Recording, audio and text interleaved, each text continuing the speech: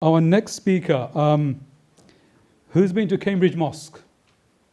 Oh, mashallah. So from the beautiful eco Cambridge Mosque, we have our next speaker is Shaykh Professor Abdal Hakim Murad. He is the visionary behind that extravagant mosque where when you go, you feel like you're in Turkey or in the Middle East somewhere. He's the chairman, the visionary, but more importantly, he's a prominent Islamic scholar, a theologian, and the dean of the Cambridge Muslim College. He doesn't need further introduction, everyone knows him. So it's my huge pleasure to present to you Shaykh Abdal Hakim Murad to share a few words. Bismillah, alhamdulillah, wa salatu wa salamu ala rasulillah, wa alihi wa sahbihi wa man wala. Not entirely sure what right I have to speak about the late Bosnian president, since I never had the good fortune of meeting him, although I did see him from a distance at the 1992 London conference. My companionship with him, discipleship perhaps, nonetheless has been real over the years, partly through this book and partly through his personal charisma and exemplary leadership.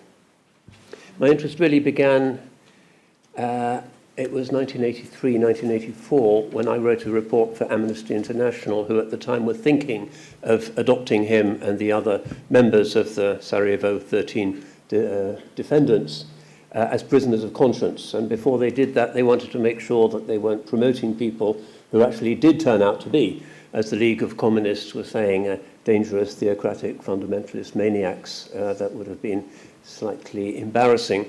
So I wrote this report for them and went out to Sarajevo, not knowing much about Islam in the Balkans or the region generally, and kind of gently fell in love with that rather wistful, melancholic, the Ottomans used to call it huzn. There's a certain sorrow, nostalgia about places that perhaps have seen better days. And I was able to meet some people who knew him and knew members of the group and put together a kind of report, although since I didn't know and still don't know, to my regret, the Bosnian language, I fear it probably wasn't very good. But the lesson I learned when I went with this report to the Amnesty offices was that all of them, meticulous left-wing liberals, very well-meaning, were very conflicted about Islam. They didn't understand Bosnia. How could these people be religious Muslims? What did they think about women's rights? What did they think about what we now call LGBTQ? What did they think about chopping off the hands of robbers? What did they think about Khomeini? This was the kind of very primitive discourse that they were firing at me.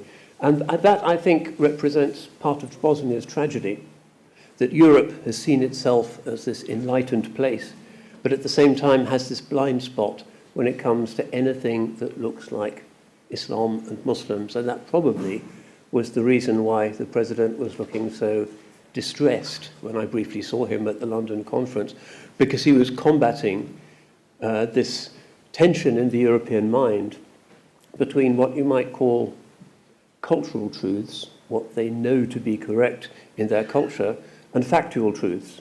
The Bosnian reality was that the good guys were the Muslims and the bad guys were the Christians, and that paralyzed them. They could not respond.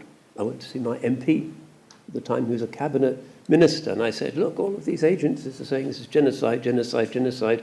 We need to lift the arms embargo, we need to hit the Serbs, we need to allow the Bosnians to defend themselves. And he said, they may not be good Muslims now, but one day they might be, and we have to remember who we are. And I think he let slip in an unguarded sort of MP's sort of workshop meeting a deep truth, which was why the West was paralyzed. It was because of their Muslimness and the fear of this contamination in the pure Christianity of Central Europe. So the Bosnian struggle was not just a military struggle, but was against this European determination to defend a cultural truth rather than a factual truth. And we see this today in the situation in Gaza. So many hand-wringing politicians who've read the reports about the genocide and they know what's going on, but it's not their cultural truth. It's not what they want to be happening, and so they're paralyzed. And so you have a very similar paralysis and kind of spectator mindset. We hope things will get better. This was in the churches as well. I tried to arrange a meeting between Mustafa Teric, who at the time was the very outspoken, heroic Mufti of Bosnia, with the Archbishop of Canterbury, Carey. And Carey said, no, we don't want to talk to Bosnian Muslims. So I asked their interfaith advisor why. This is the biggest thing that's happened in Europe since the Holocaust, and doesn't he want to at least listen? He said, it might annoy the Orthodox churches with whom we have a good relationship, and we know this is important to the Serbian church and important to the Greek church, which has awarded a medal to Radovan Karadzic, and we don't really want to rock the ecumenical boat, so it wouldn't be appropriate for him to be granting an audience to a Bosnian Muslim leader. So that's another example. They knew what was happening, they knew the facts, but there was a cultural truth, pure, innocent Christendom, which they couldn't depart from. Another thing that I learned in my kind of rather belated figuring out of this aspect of the European mindset, which had catastrophic consequences for the Bosnian people, was that Bosnia is just one instance. If you look at the history of Islam in Europe, you see that Bosnia is simply the most recent instantiation of a horrific process that goes back centuries. And again, Europe tends to forget. Muslims don't. But maybe some of you remember when Putin was arranging the Olympics in Sochi on the Black Sea. And the Circassian community around the world said, don't put the main stadium on the mass grave. That's our grandparents. And the journalists here said, well, who are Circassians? That's very strange. Was there a genocide? We don't know. The Muslim world knows. My son-in-law is of Circassian extraction. Muslim worlds know what happened to them. The biggest genocide in Europe in the 19th century, 80% of the Circassians killed in cold blood under the baleful gaze of the priests. Difficult. Not a cultural truth. Factual truth, it's recorded. The Russians recorded what they did, but it's not a cultural truth, and so we don't really know about that, and it's all a bit awkward, and it's not in the history books for most Westerners. It's difficult. Difficult. It's the wrong history. And so it goes on. Who now remembers in the West that Crimea was once a Muslim country? They've forgotten about that. I was hiking in Crimea once with my kids before the Russian invasion. Beautiful, beautiful place. And we went to the old Mevlevi Tekke, which was famous in the times of the Khans of Crimea, the Giray family. And it's a ruin now. We asked the little Russian lady who was there what happened to the dervishes and the sheikhs and the librarian and what happened to this place. And she said, oh, the Russians came and they killed all the dervishes and the sheikh and they put them in the well, and we think they're still there. That's the story of Islam in Crimea. And some of the survivors try to come back, but the European mind, looking at Ukraine now, doesn't know that deeper history. They can't. Factual truth, not a cultural truth. The city of Edessa. Who remembers in the West that was once the great Muslim city of Haji Bey, that's what it was called, in the province of Özye, the city of apple orchards and poets and Turkish baths, and a great place by all accounts, and what happened to them. Women and children present, I won't tell you what happened to the Muslims of Haji Bey and how it became Edessa. There's a whole story. Bosnia, just the latest episode in that gruesome story, and many of the techniques are similar. Impalements, kind of ritualized mass rapes, crucifixions, forced baptisms, people having crosses carved in their chest. The same thing Bosnian refugees were reporting and were normal as part of the systematic process of cleansing in Bosnia. They happened across Central Europe, Southeastern Europe, the Black Sea coast. It's the same pattern. So that was another rather sobering reminder. And I think it's useful for us now to think about this. Why?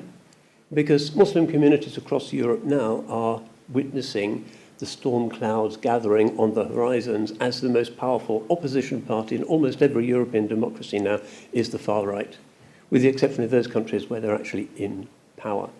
And many of those same rhetorical themes are there. Muslims are barbarians, and we Europeans are nice and peaceful and lovely and Christian. And why are they such barbarians? That's the same rhetoric. They don't fit in. They don't want to be European. They treat their women badly, etc., etc., etc. Same old rhetoric. And it's coming this way. Maybe at the next election, the Muslim question will be the most hotly debated topic. Bosnians can teach us about what that is like and how to avert it by all means possible. And one thing that we need to do is to be able to stand up to that rhetoric, to say, Europe has this dark history. It has its positive aspects, but it has its really scary history. And we need to remember that over the last 100 years, only 1% of violent deaths worldwide were the work of Muslims. Barely 1%. And yet Europe had its First World War, its Second World War, its Holocaust, and its Stalin's purges and the horrors of the Balkans. And yet they're the ones who say they are peaceful and Muslims are dangerous and violent and don't belong here. It doesn't take much study of history to realize that boot really is on the other foot and that we have more to be proud of as Muslims than they want us to have. So we need to challenge their cultural truths with the factual truths. We need to rub their noses in the horrors of Srebrenica and Bosnia and the deeper history.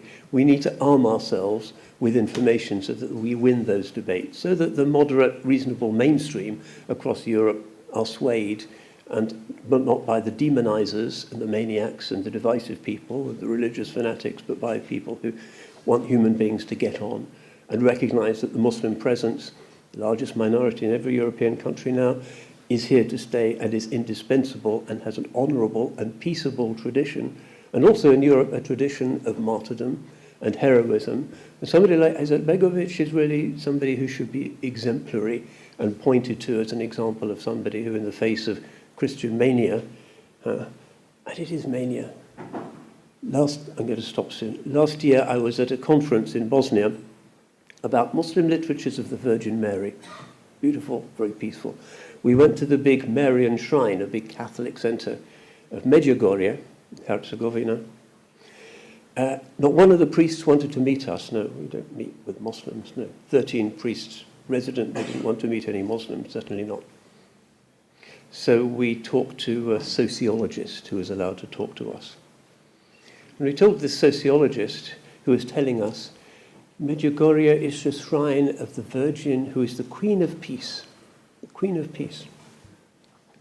So he said, I went to Medjugorje during the war, and in every single little shop they were selling Nazi regalia. And in the police station they had a picture of Ante Pavelic, who was Hitler's quisling ruler of Croatia during the Second World War. And the clergy were actively involved in the destruction of the mosques. What did the Queen of Peace, who has an oracle every day, have to say about that? There's a Muslim village a mile from Medjugorje, which was brutally cleansed.